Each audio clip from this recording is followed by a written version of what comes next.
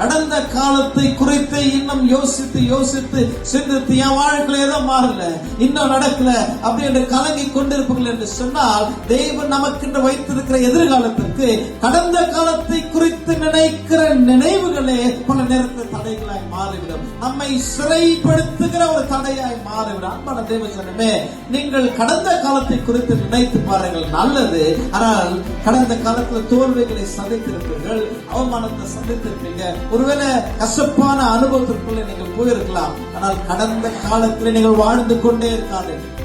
அன்பானவர்களே, நீங்கள் கடந்த காலத்தை குறித்த நினைவுகளிலே நீங்கள் வாழ்ந்து கொண்டிருப்பீர்கள் என்று சொன்னால், கர்த்தர் உங்கள் வாழ்க்கையில புதிய காரியத்தை செய்வதற்கு அவர் ஆயத்தமாக இருக்கிறார். ஆனால் நான் நினைக்கிற காரியங்கள் அவருடைய திட்டம் நிறைவேறுவதற்கு தடையாய் மாறிவிடுகிறது. ஆகவே அன்பான தேவசனமே, ஆகவேதான் ஆண்டவர் எதிர்காலத்தை கொடுப்பதற்கு ஆண்டவர் கடந்த காலத்தை குறித்து பேசுகிறார். ஏன் கர்த்தர் உங்களுடைய கடந்த காலத்தை குறித்து பேசுகிறார்? ஏன்னா உங்கள் வாழ்க்கையில விசேஷித்த நோக்கத்தையும் திட்டத்தையும் புதிய ஒரு வாழ்வை உங்கள் வாழ்க்கையில வைத்திருக்கிறார். ஹல்லேலூயா.